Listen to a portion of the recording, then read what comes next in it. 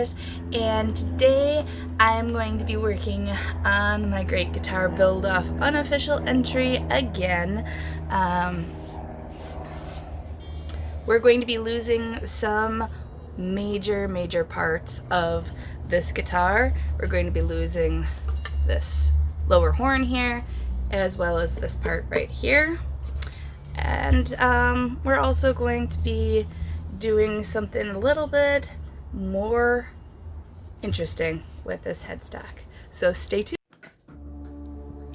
Okay, so the first thing that you have to do, no matter what you're doing with your guitar, always, like as you live and breathe, do a center line. It's going to save you a lot of heartache and frustration later on. After you find your center line, then you need to find out where the end of your, the intonation point of your bridge is going to have to be set.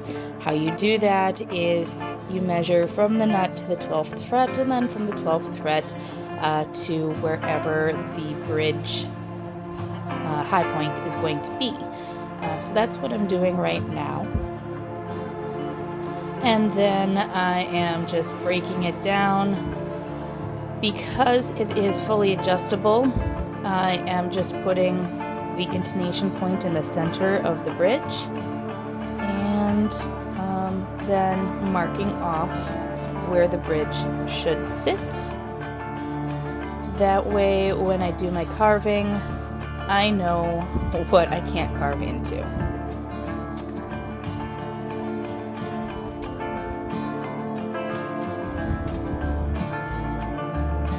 And I am using all Goiker, I think that's how you say it, Goiker hardware, and the burnt chrome, or what they like to call rainbow titanium.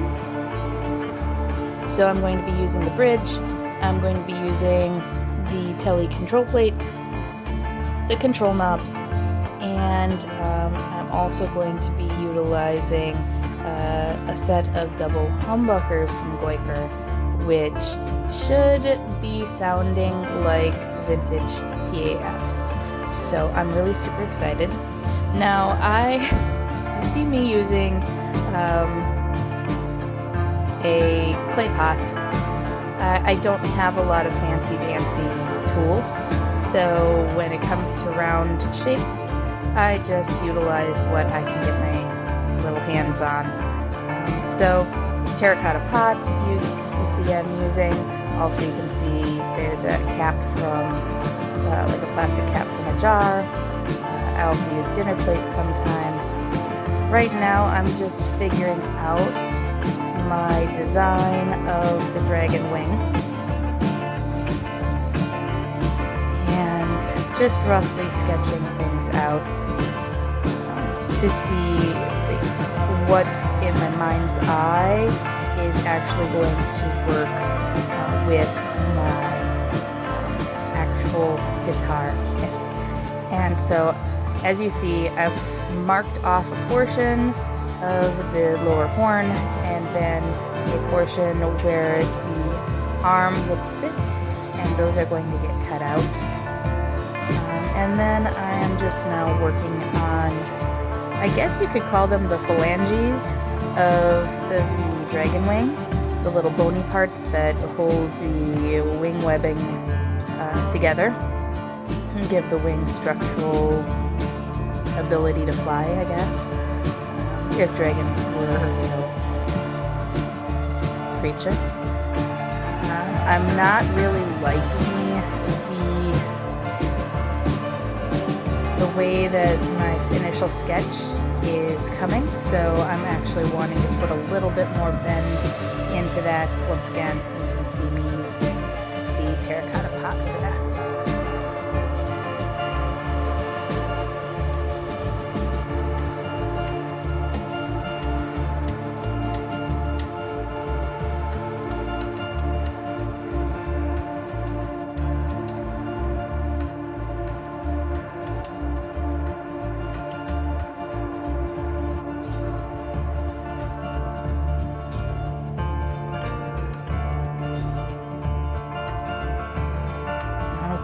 So now I'm going along and I am building that top ridge of the wing.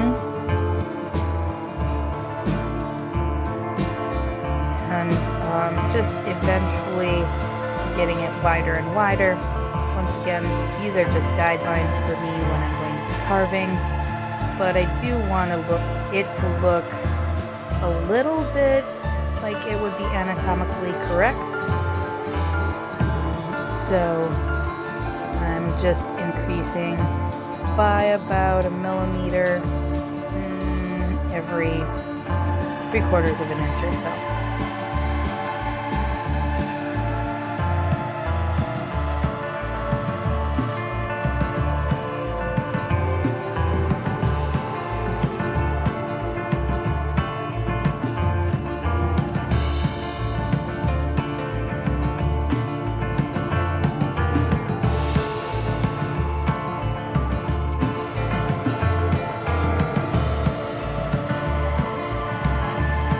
Okay, and so I went back into the kitchen and I found an oval dish, and I think that that's going to work better for those phalanges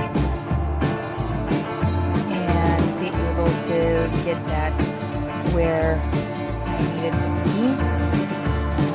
And now I'm just marking out my lines and seeing if it continues to go with that curve.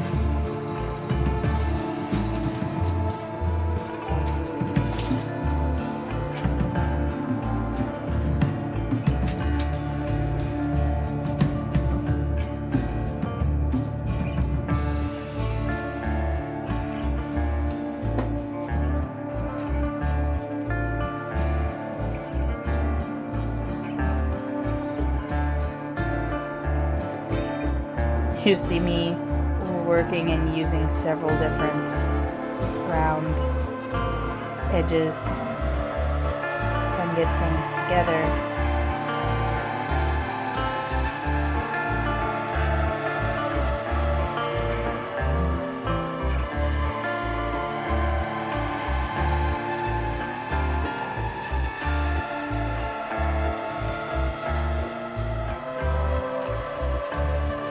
So I'm using the concave shape and the convex shape to kind of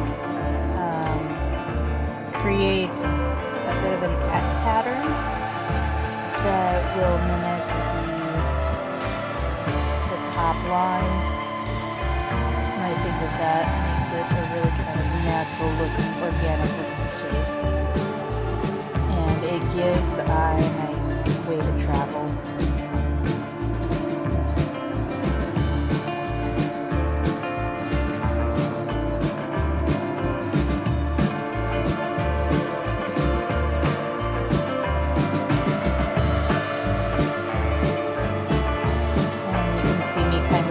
Visually beaking this out and adjusting accordingly.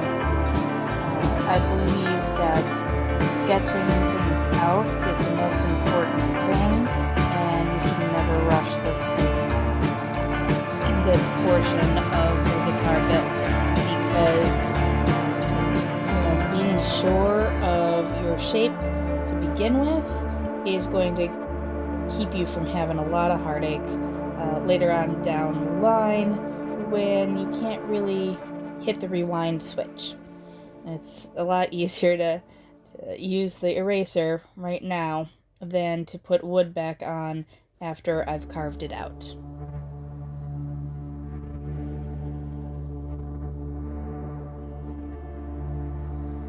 Also, my favorite pencils to use are just drawing pencils.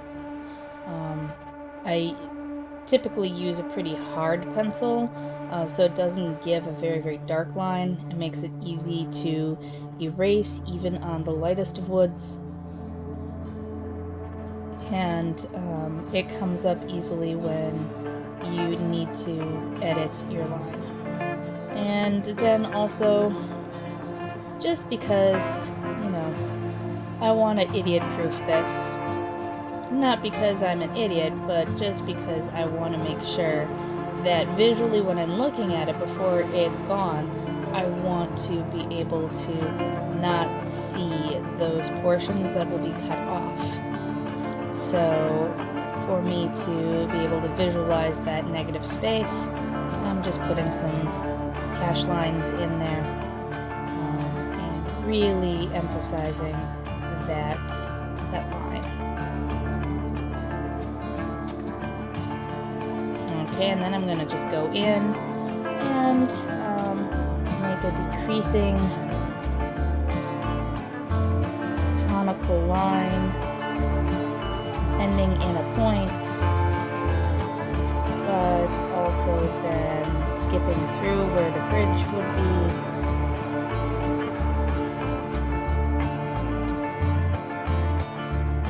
And while I'm sketching this,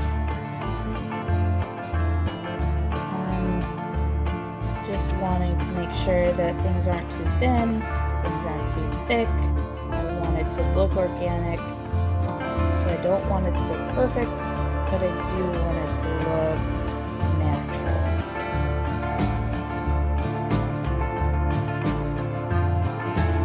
And then I'm also going through and tracing around the humbucker rings, so I know to leave a little bit for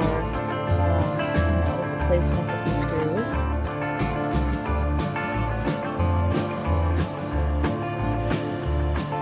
And then just erasing any carving marks right there. The thing that I'm thinking about while I'm doing this is if I do a telly type control plate with the knobs, I'm going to have a third hole that I'm really not sure what I'm going to do with it. I could fill it with a piece of wood. I could leave it a hole, and I could actually take my carving tools and emphasize that hole as like a part of a tattered piece of the wing, or I could put in an interesting switch. I could put in a kill switch, I could put in a sustain switch. I could do a whole heck of a lot of things, and I really still haven't decided what exactly I'm going to do with that. But as I'm putting these flanges in, I decided that I will be turning it into a bit of a telestop, and I'm using these Goiker tuners, and so now you see me working on shaping the headstock, and this, I wanted to mimic the body shape, because this is kind of boxy and just kind of blah and boring. So I am going to be doing some cutaways, and I think I'm also going to be doing some carving on the headstock as well.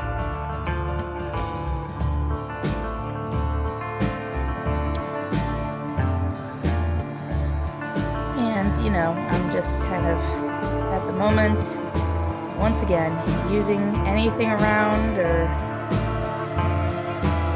semi-round to give those curves that I want. I will be having to shape how it does blend into the neck a little bit, but I'm really kind of happy with this shape. And I'll be using a jeweler's saw to actually remove these pieces. I could use a jigsaw, but I think that it might be, the curves might be a little bit too much, and also I think it's kind of attacking a horsefly with a hand grenade. So that's what I'm going to be doing. And so I'm going to just put the one of these tuners in, line it up, I'm going to trace around it once again, leaving enough wood for me to be able to place the little anchor screws in, and to give enough body around the tuning machines in order for them to work without putting any stress on the actual headstock.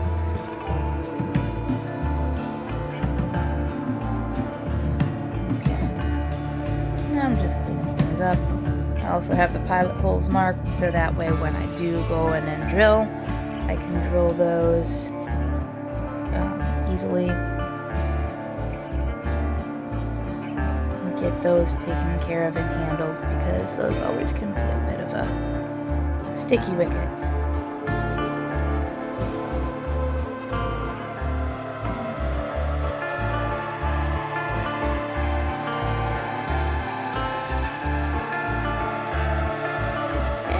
Looks pretty good.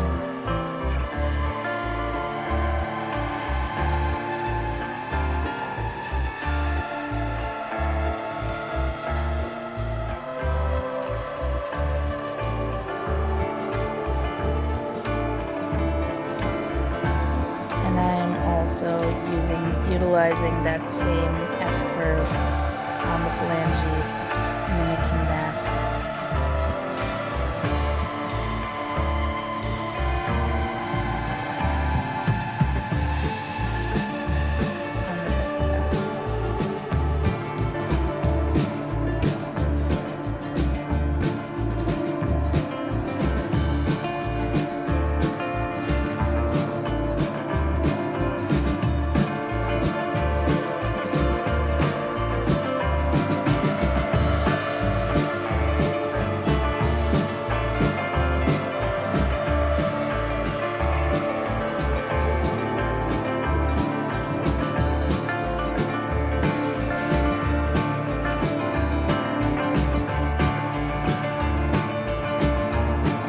Have it.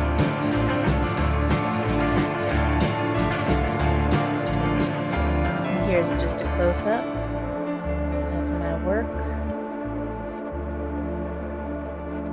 I haven't decided if I'm going to route the control panel from the outside or the face, or if I'm going to just extend the control panel in the back and route out. So now I am using a jigsaw to cut off the horn, and it's definitely slow going, just because it is a thick piece of wood and that jigsaw blade is just a tiny piece of metal compared to it. I do have a bandsaw, but I haven't set it up, and I don't know if it's fully functional, and I did not want to possibly sacrifice this guitar body to the bandsaw gods if it didn't work out. So, lower horn gone. On to the next part. You can see my assistant helping me with holding things, and my assistant is my dad. I actually started building guitars and doing kits with my dad. Oop! Lost the jigsaw blade.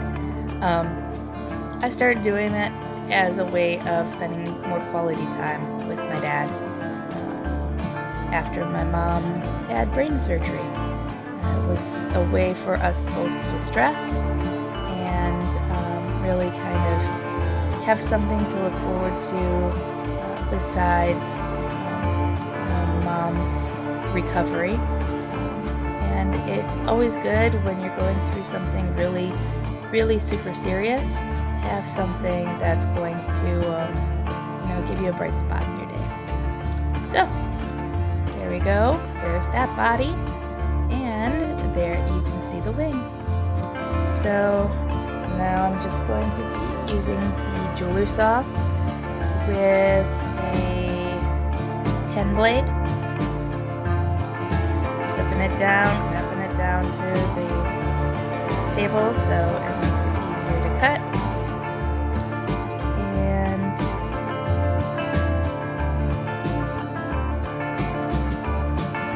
I don't know what kind of maple this body is actually made out of, because it is the strangest wood that I have ever worked with. It's super hard, it's super light, and the sawdust is almost waxy, which makes it kind of an interesting way to get through it. And don't try this at home, kids, because if you snap the saw blade like that, it'll go directly into your arm. And here we have our cuts. Now I'm going to go in with a 3/4 inch spindle sander, and just going in, getting rid of those kerf marks, and going through and just rounding out any angles that I don't want, emphasizing those curves and swoops that I do want in the headstock for the wing.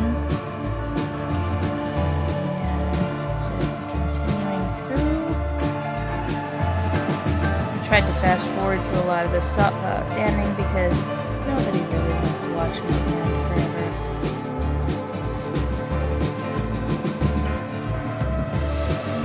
And we're on the last curve.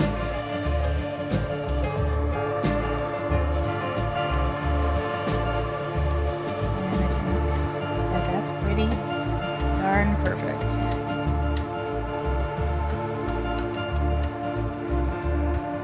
Okay, onto the body. Now I'm using the largest spindle sander that I have, spindle sander barrel, and I'm going through and shaping, routing, and I'm also going to be removing the binding off of the rest of this guitar, because frankly the binding job was really cruddy. And also because I've got two very large portions that don't have binding on them, why would I keep the binding? So I'm using extreme caution over by that neck pocket. I don't want to take off too much, but I do want to get that binding on. And then go on to the next curve. I may or may not go in and do some more beveling before I go in with the Dremel cut. Dremel tool. I got a Dremel Stylo Plus that I'll be using for the carving. I know that it's a little bit smaller than your regular Dremel tools. However, I want to have maximum control over that carving process, and because I have teeny tiny little elf hands, I decided that the stylo fits my hands the best, and I'd rather take longer and not have it loopsy than not have complete control of the tool that I'm using when I'm working on really persnickety and intricate parts of my guitar build. So now I'm just kind of rounding out the angles, the points, and I'm getting rid of that last couple edges of binding. And let me tell you, that stuff did not smell good when I was sanding it off. It smelled very similar to acrylic nails. If you've ever sanded down acrylic nails, you know what I mean. It's probably the same plastic.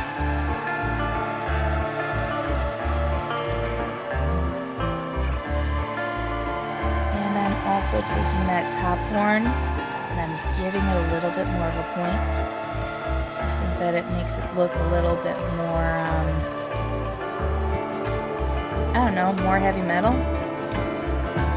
A little bit more ominous, like how a dragon wing should look. And I'm super excited about getting this to a point where I'm going to start coloring it, because that's where the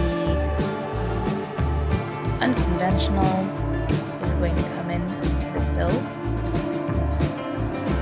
And I'll keep that a secret until that video.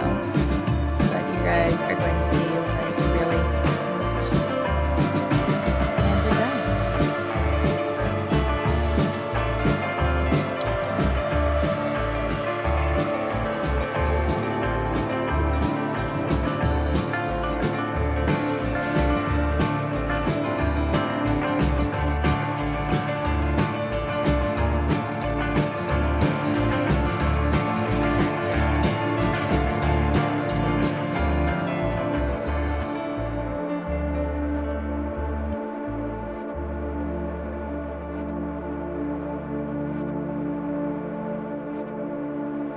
So thanks for watching, guys. I hope you enjoyed all of the information and the process that is going on with this build. Remember to like and subscribe and hit that little notification bell so that way you get notified every time I drop a new video. And until next time, have a wonderful day, and don't forget to check out greatguitarbuildoff.com because that's where all the action's happening. Bye!